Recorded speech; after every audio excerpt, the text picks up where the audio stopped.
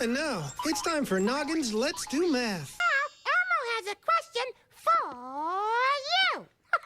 Oh, how many roosters are driving tractors? Let's count them and see. One rooster driving a tractor? Two roosters driving tractors? Three. Four. Oh, five roosters driving tractors?